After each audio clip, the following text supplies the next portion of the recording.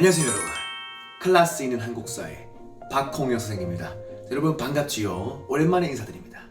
자, 이번 시간에는 동학농민운동에 대해서 배워보도록 하는 시간을 가지도록 하겠습니다. 자, 여러분 준비됐나요? 자, 그럼 따라오시죠.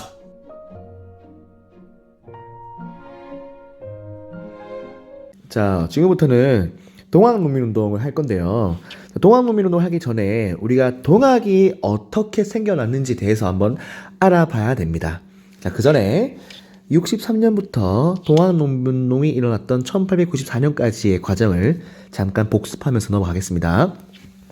자, 우리 대원군이 63년에 집권해서 73년 동안 7년까지 약 10년 동안 집권을 하죠. 그래서 이 시기를 우리가 대원군이 집권하던 시기를 하죠. 자, 이 시기를 우리가 대원군이 집권하던 시기를 합니다.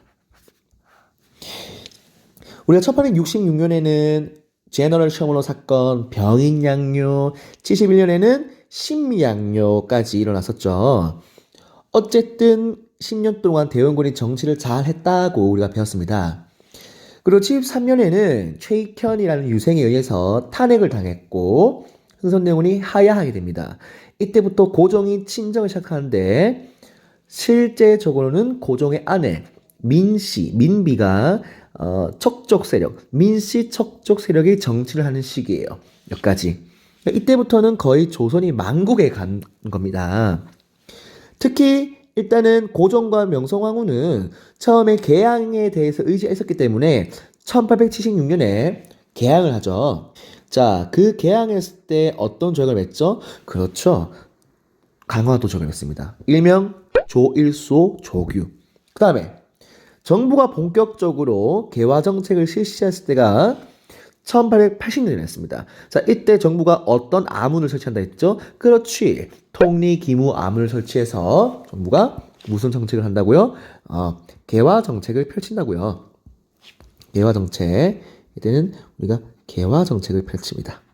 개화 정책 여러 가지 있죠. 신식군대인 별기군도 만들고 5군령을 2영으로 줄이며 그 다음에 각종 근대식 무기 공장인 기기창이나 방문국, 그 다음에 전환국, 최초의 우체국인 우전총국까지 개화 정책이 펼치대요.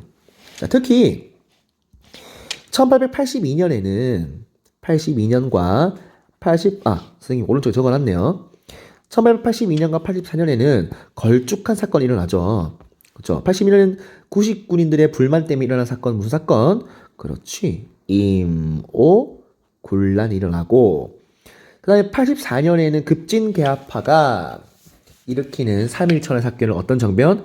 그렇지. 갑신정변을 일으킵니다. 이 1884년부터 동학농민운동이 일어나기까지 이 10년 동안 민비란 여자는 정말 나쁜 짓을 많이 해요. 선생님이 말했겠지만 재정을 파탄시켜서 백성들이 정말 도탄에 빠지게 만듭니다. 그러니까 여기에 못 참고 있던 농민들이 뭐를 터뜨린 겁니까? 그렇지. 1894년에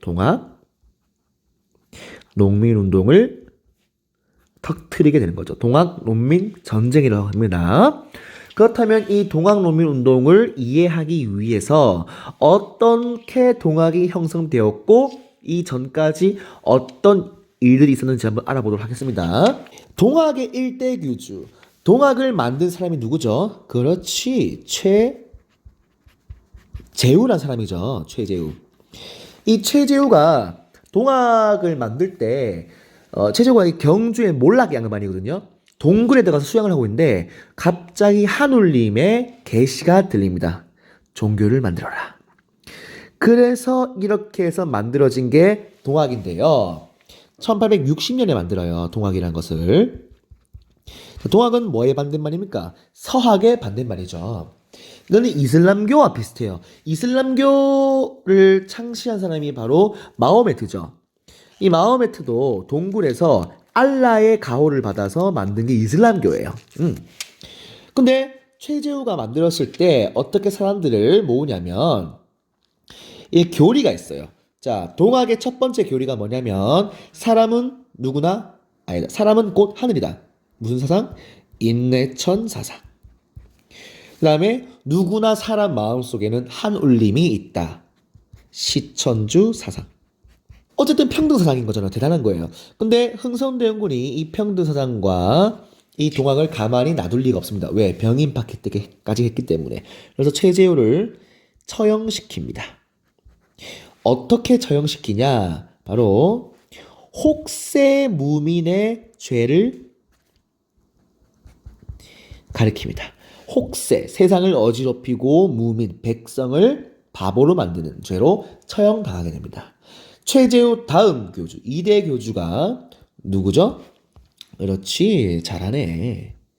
최시형이죠. 이 최시형은 동학을 좀 더 전국적으로 퍼뜨리기 위해서 전국적으로 포주와 접주, 즉 동학을 포접제로 정비하게 됩니다. 체계적으로. 그 다음에 최재우의 말씀들을 모아놓은 책을 발간하는데요. 그게 동경대전이에요. 쉽게 말해서 기독교로 따지면 성경이라 할 수 있고요. 그 다음에 우리 또 기독교에서는 또 찬송가가 있죠. 찬송가. 그래서 동학의 찬송가를 만듭니다. 바로 용담유사란 책을 편찬하기 시작해요. 그럼 이때부터 전국적으로 이 책 두 개를 읽으면서 점점 퍼져나가는 거죠. 뭐가? 동학이. 자, 그 다음에 또 중요한 사건이 일어나게 됩니다. 자, 바로 후에 교조 신원 운동이 일어나는데 무슨 운동? 교조 신원 운동이 일어나게 됩니다. 자, 한번 알아볼 거예요. 교조 신원 운동이 뭐냐면 교조, 동학의 할아버지 누구입니까? 최재우죠. 이 최재우의 억울함을 풀고 동학을 종교로서 인정해달라라는 순수한 운동이 교조 신원 운동입니다. 처음이 어디서 일어나냐면 삼례에서 일어났어요. 삼례. 전라도 삼례에서 1892년에 교조 신원 운동이 시작되는 거예요. 자, 이 삼례에서 교조 신원 운동이 일어나니까 당시 삼례에 있었던 사또가 여기서 이러지 마시고 서울에 올라가서 직접 상소를 올리면 해결해 줄 거다라고 말을 해요. 그래서 삼례에서 몇 명이 모여서 한 몇십 명 정도가 모여갖고 서울 올라갑니다. 서울 올라가서 서울 복합 상소를 올리게 돼요. 창덕궁 앞에서. 이게 93년이에요. 1894년 3년. 자, 갑자기 농민군들이 우르르 몰려와서 서울 복합 상소를 올리니까 민비 입장에서 당황을 했어. 저거 먹고. 그래서 어떻게 말하냐면 이 서울 복합 상소에서 말하는 건 그거예요. 전하 통촉하여 주시옵소서. 최재우의 억울함을 풀어주시고 통학을 종교로서 인정해 주시옵소서. 이러니까 이제 민비가 뭐라 그러냐면 알았어. 내가 너희 물러나면 내가 진지하게 고려해볼게. 그래서 물러나 라고 말합니다. 그러니까 이 순수한 농민들은 됐다 하면서 물러납니다. 근데 민비가 어떤 여자입니까? 바로 포졸들을 시켜서 이 서울 복합 상소에 참여했던 농민군들 집에 가서 가족들은 물론 농민들 다 죽여버립니다. 와, 진짜 나쁜 여자입니다. 어마무시하고. 자, 그래서 여기에 빡친 농민군들이 가만히 있겠습니까? 자, 드디어 정말 중요한 집회가 열립니다. 충청북도 어디? 보은에서 보은 집회가 열려요.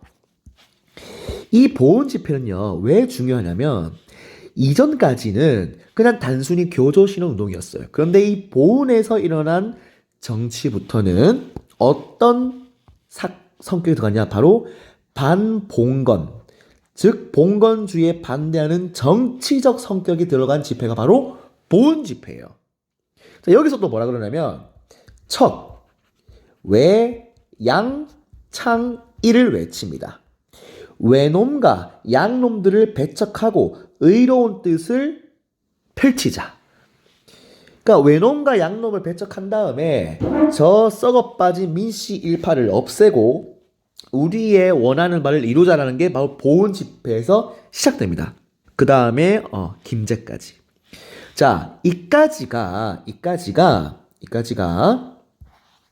동학농민운동의 바로 전조예요. 그러니까 1년 뒤에 1894년부터는 1월에 일어나거든요. 고부군수 조병신육갑이라는 사람 때문에 일어난 게 바로 동학농민운동이니, 자, 그것은 바로 학습지를 보면서 하겠습니다. 학습지로 넘어오세요.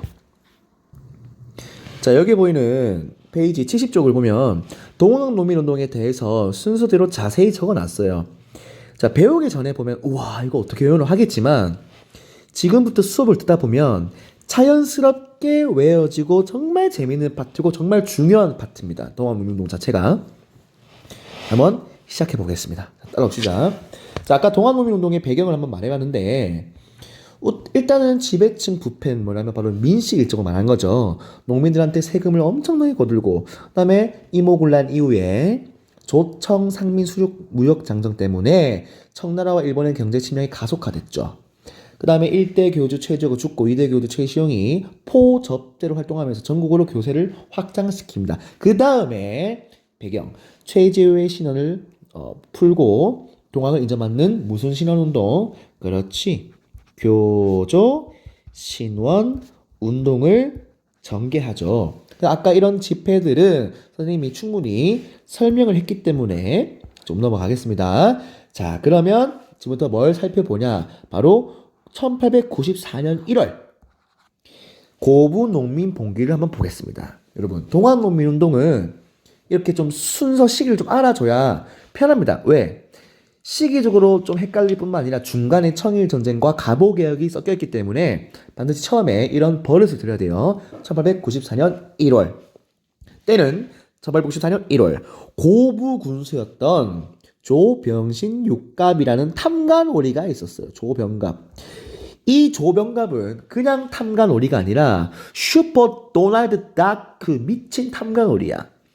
우리 조선 근현대사, 조선 역사 속에서 이 슈퍼 도널드 다크 탐관오리가 2명 있는데, 때는 1862년에 진주에서 임술농민봉기를 일어났죠. 그게 왜 일어났습니까?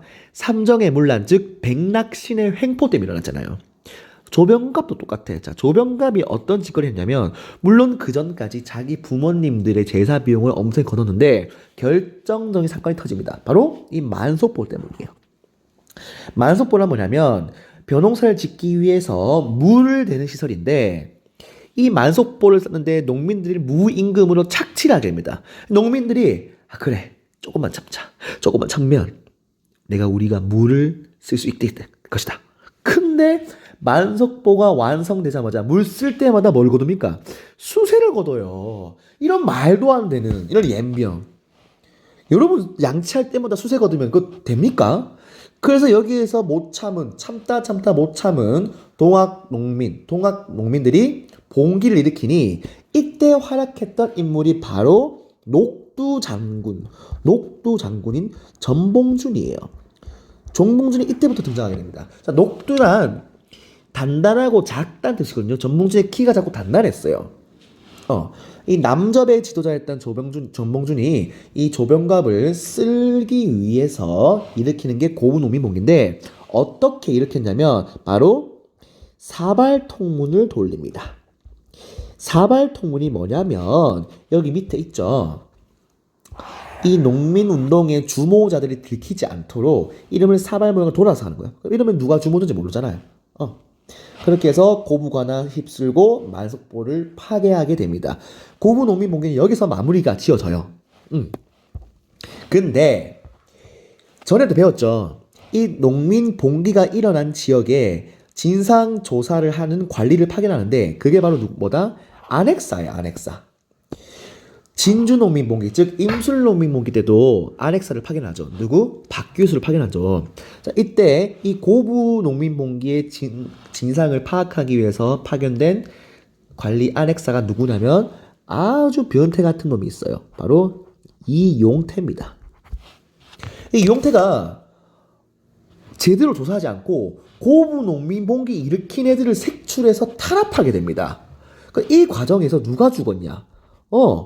전봉준의 아버지가 죽었어요.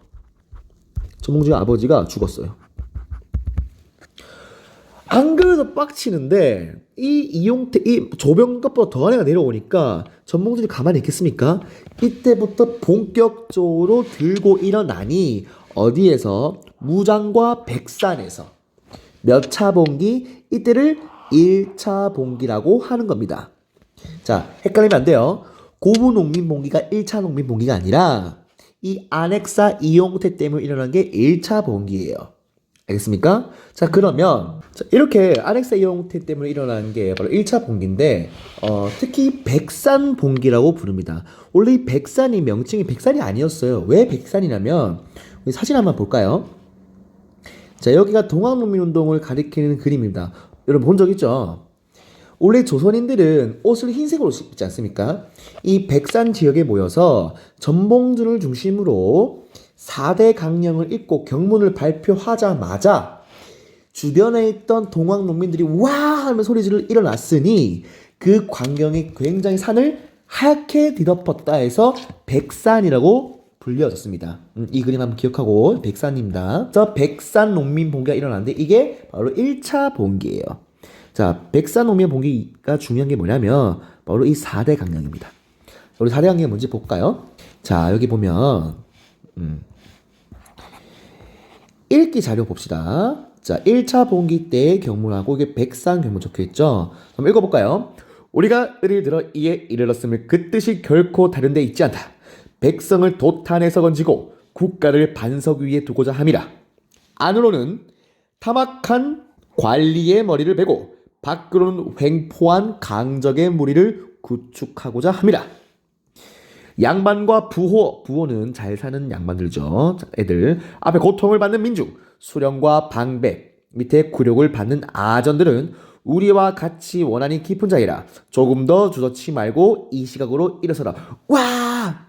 이게 백상경문의 키워드입니다. 안으로는 타막한 관리의 머리를 베고 밖으로는 횡포한 강적의 무리를 구축하고자 합니다. 반봉건. 자, 이거 알겠죠? 백산 경문. 근데 진짜 재밌는 게 뭐냐면 여러분 농민 봉기가 갑자기 일어나니까 정부에서 당황을 해요. 그래서 정부에서 관군을 보내는데 여러분 생각했을 때 상식적으로 농민이 셀까요? 관군이 셀까요? 관군이 세죠. 농민군이 들고 있는 게 낫밖에 없는데 근데 여기서 굉장한 일이 벌어집니다. 자, 여기 보세요. 황토연, 황룡촌에서 연전연승을 합니다. 어디서? 황토연과 그 다음에 황룡촌 전투에서 대승을 거둡니다. 이상하죠? 어떻게 승리했는지. 자, 어떻게 승리했냐면 이게 바로 장태예요. 장태. 그러니까 여러 짚을 꼬아서 겹쳐서 만든 장태인데 이거 뒤에 숨으면 총알들이 푹푹푹푹 하면서 박힌단 말이에요. 그래서 이걸 굴리면서 낫을 들고 싸웠습니다. 굴려서 싸우고 굴려서 낫 찌르고 관군이 얼마나 무섭겠어요. 그래서 이 황룡촌 전투를 기념해 만든 탑이 바로 이 탑입니다. 자, 여기 보면은 여기 중간에 장태 보이죠? 이 장태가 동학농민운동권의 상징이에요, 상징. 돌아와서 자, 동학농민운동은 순서가 중요한데 황토연과 황룡촌 이름이 헷갈리지? 순서가 이렇게 하면 돼. 우리 지렁이를 한자로 뭐라 그러면 토룡해, 토룡. 오케이? 그래서 연전연승을 하고 어디까지 점령한다? 와우! 전주성까지 점령한다. 자, 이 정부가 농민군이 예상치 못하게 전주성을 점령하자마자 어씨 지었댔다 해갖고 바로 당시 민비의 최측근이었던 누구를 보내냐면 홍계훈을 보내서 저들이랑 대화를 하라고 보냅니다.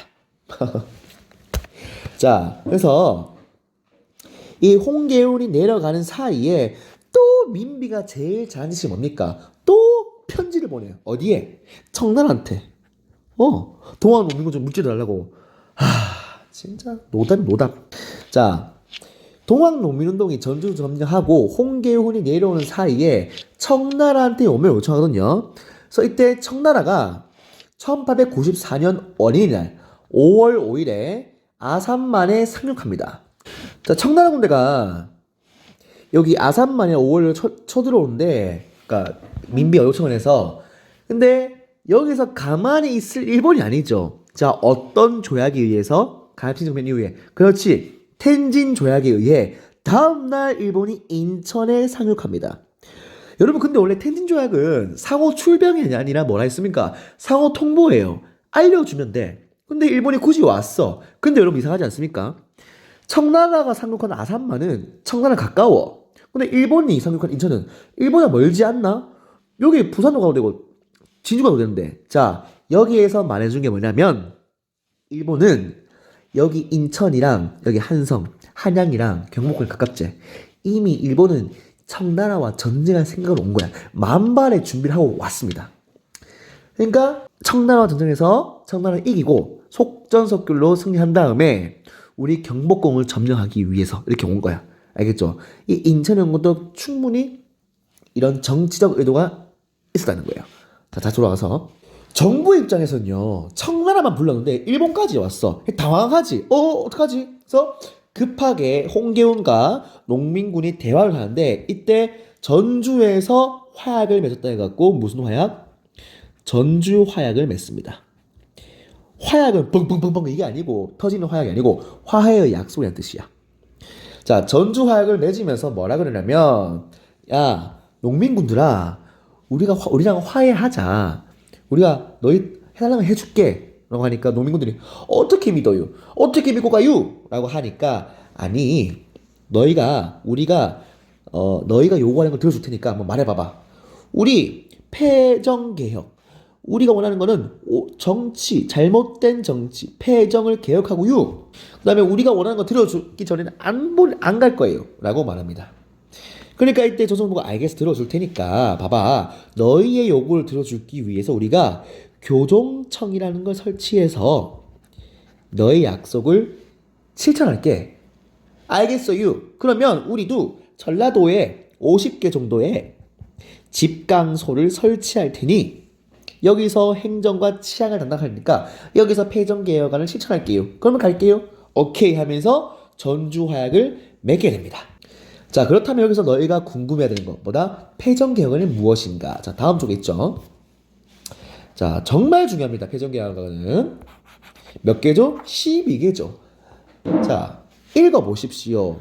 왜? 앞으로 그 전에 배웠던 갑신정변 14개조 정강이나 패정개혁안 12개조, 그 다음에 독립협회가 펼쳤던 헌익6조 또는 그 전에 갑오 2차 개혁 때 최초의 헌법이었던 홍범 14조를 비교하는 문제가 나올 거예요. 근데 여러분 당하지 마세요. 패정개혁안에만 있는 조약이 있습니다. 바로 12조예요. 뭐다? 토지는 균등히 나누어 경작하게 한다. 이 토지 균등 분배의 조항은 패정개혁안밖에 없습니다. 알겠습니까? 자, 그다음에 이 패정개혁안의 의의가 뭐냐면 여기에 거의 다수가 갑오 1차 개혁 때 적용이 돼요. 근데 문제는 뭐다? 이 12조만큼은 적용되지 않습니다. 오케이. 돌아와서 아무튼 이렇게 전주화약을 맺고 나서 그 정부가 우리 동아농민도 끝났다. 우리 끝났으니까 돌아가라고 철수 요구를 합니다. 자, 근데 이때 일본이 안 가고 오히려 어딜 점령하나? 그렇지. 경복궁을 기습 점령합니다. 뭐라 하면서 지금 조선의 정치가 잘못됐으면 그렇기 때문에 내가 너희의 정치, 조선의 정치를 돌봐주시겠사옵니다 하면서 경복궁을 기습점령합니다. 그리고 내정개혁을 합니다. 자, 이렇게 되니까 가만히 있을 청문이 아니죠. 아니 일본, 너 뭐하는 짓이야? 뭐하는데? 하면서 일본이 말했죠. 일본이 인천에 온 이유는 청나라와 전쟁을 하기 위해서 단단히 마음먹고 왔다. 그래갖고 뭘 일으킵니까? 그렇지. 청일전쟁을 일으킵니다. 어떤 운동 중간에? 동학농민운동 중간에. 자, 여러분, 땅덩어리는 어디가 넓어요? 청나라 훨씬 넓죠. 근데 이때 누가 이겼겠습니까? 일본이 청나라를 개박살냅니다. 어떻게 박살내냐면 그냥 개박살내요. 자, 왜?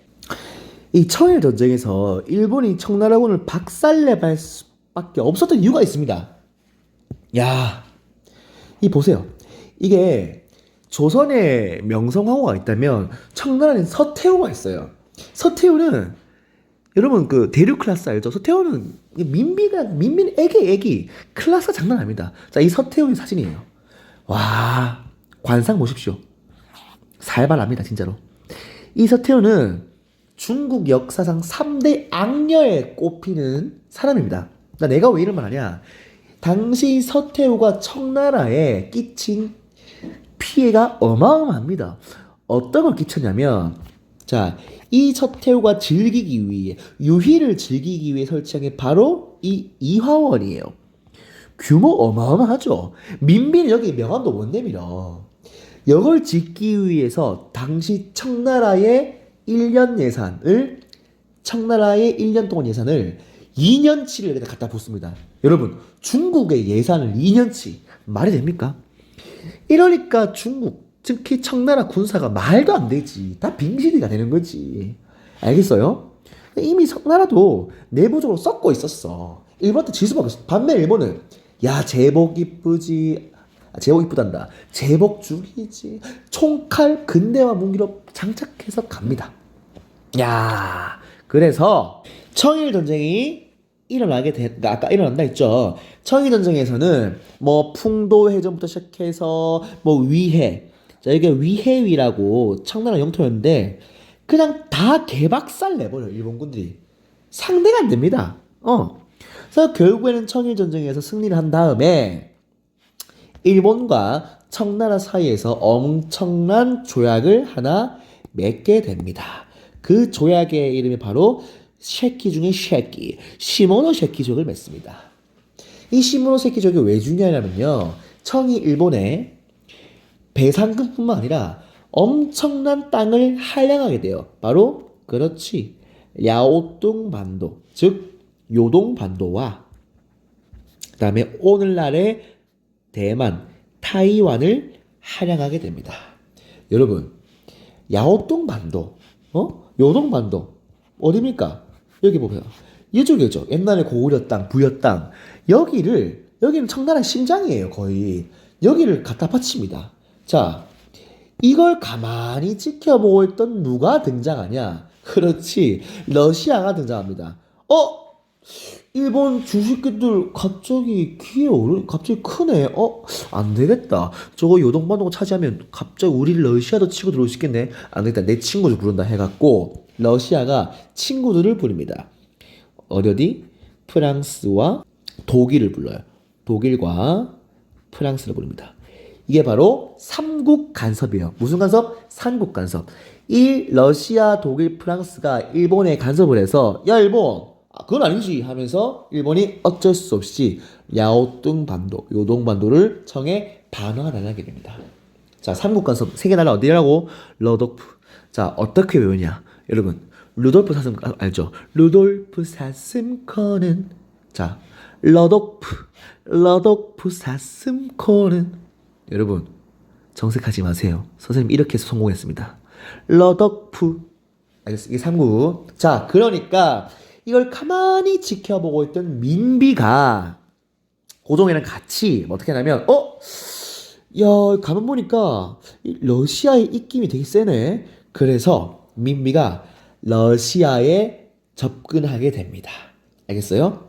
그래서 이 러시아와 친하게 지내니까 일본이 나중에 뭘 일으키냐, 1895년에 을미사변을 일으켜서 죽이게 되는 거죠.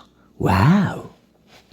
자, 어쨌든 다시 돌아와서 이 청일 전쟁을 일으켰을 당시에 동시에 뭘 일으키냐면, 아까 내가 말했죠. 일본군이 인천에 오자마자 경복궁 나가려고 하니까 우리 정부가 어딜 점령한다고요? 경복궁을 점령한다 했죠. 그래서 바로 내정 개혁을 실시하는데, 이때를 우리가 몇 차 가보 개혁을 부르냐면 1차 가보 개혁을 해요. 그래서 1차 가보 개혁 혹은 1차 김홍집 내각이라고 합니다. 4번의 개혁 동안 계속 김홍집이 있었거든. 그래서 1차 가보 개혁. 자, 이때 누구랑 같이 했냐면 흥선대원군과 같이 했습니다. 여러분 미안해요. 선생님 목소리가 지금 나가서 이 흥선대원군과 같이 1차 가보개혁. 근데 이때 중요한 건 뭐냐면 일본이 청나라와 전쟁을 시작했기 때문에 이 개혁에 신경을 쓸 수가 없었어요. 그래서 이 가보개혁은 좀 더 어떤 개혁이냐면 우리가 하고 싶은 자주적인 개혁이에요. 굉장히 자주적이에요. 그래서 이때 뭘 설치하냐면 바로 군국 기무처를 설치해서 가보개혁을 추진합니다. 이 가보개혁에 대해서는 다음 시간에 할 거고요. 자, 그러면 당연히 청일 전쟁이 끝나고 나서는 이 가보개혁을 다시 하겠죠. 이 새끼들 보소. 지들 못 데려오네. 안 되겠다. 2차 가보개혁 때는 군국기무처를 어떻게 하게요? 그렇죠. 폐지하게 됩니다. 군국기무처가 있으면 1차 개혁이 무조건. 알겠죠? 자, 그러면 우리 동학농민군 입장에서는 우리 땅에 일본인 경복궁까지 점령을 했으니 그다음에 우리 땅에서 청나라와 일본인 전쟁이 일어나요. 그러면 평양도 불타고 전라도 불타고 난리가 나죠. 그래서 이럴 순 없다. 가만히 있을 순 없다 해갖고 재봉기합니다. 자, 어디서 모이냐면 이때 동학농민운동은 정말 규모가 커져요. 여러분들이 4년 후에 가게 될 논산에서 논산훈련소 쌤도 논산훈련소 나왔어요. 이 논산에서 북접의 3대 교주였던 손병희와 남접의 전몽준이 만나서 함께 북상하게 됩니다. 북쪽으로. 그래서 동학농민운동 2차 동학농민운동의 가장 아픈 건 공주 우금치 전투를 치르게 됩니다. 자, 여러분 여기서 중요한 게 뭐냐면 1차 동학농민 봉기는 반봉건이죠. 근데 2차는 뭐 때문에 일어났습니까? 일본 때문에 일어났죠. 그래서 반외세라는 점 기억해 두시고 이 공주 우금치 전투가 굉장히 마음 아파요. 여러분 한양으로 가기 위해서는 이 우금치 터널을 뚫어야 되는데 이미 일본이 여기 다 매복하고 있어. 동학농민군도 그걸 알아. 근데 더 이상 어떻게 판단하냐면 전봉준이 우리가 이 앞을 가도 죽음이지만 우리가 뒤를 후퇴해도 죽음이다. 차라리 멋지게 싸우자라고 우금치를 향합니다. 자, 그때 동학농민군을 기다리고 있던 게 뭐냐면 기관총이에요. 이 기관총에 동학농민군이 전멸합니다. 이게 1894년 11월이에요. 정말 마음 아픕니다. 자, 전봉준이 도망을 치긴 하는데 이 전봉준의 부하의 밀고로 잡히게 됩니다. 이게 잡혔던 사진이에요. 이게 전봉준이고 자, 그래서 전봉준을 뜻하는 노래가 바로 파랑새가야. 파랑새가. 새야 새야 파랑새야 녹두밭에 앉지 마라. 녹두는 전봉준을 뜻하죠. 녹두꽃이 떨어지면 전봉준이 죽으면 청포장수 울고 간다. 청포장수는 녹두를 파는 장수를 청포장수로 해요. 이 파랑새라면 전봉준을 의미하는 거고 바로 동학농민운동을 말하는 거예요. 자, 그러면 우리가 기억해야 될 거. 이 우금치 전투와 관련해서 공주우금치 전투와 관련해서 굉장히 유명한 시가 있습니다. 자, 무슨 시냐? 여러분 그 시인 신동엽 알아요? 신동엽? 연예인 말고 시인. 이 신동엽의 껍데기는 가라라는 시가 있어요. 그 껍데기는 가라 속에서 이런 구절이 나옵니다. 자, 한번 볼까요? 자, 검은색 씁시다. 동학년 곰나루에 아우성만 남고 껍데기는 가라. 자, 이게 우리가 수능을 칠 때도 굉장히 필수시인데, 자, 이게 왜 의미가 있냐면, 자, 봅시다. 선생님 같이 한번 풀어볼까요? 여기서 동학년이란 동학농민운동이 일어났었던 1894년을 말하죠. 자, 여기서 곰은 웅이에요. 곰웅 한자고 나루도 진입니다. 자, 웅진은 어디입니까?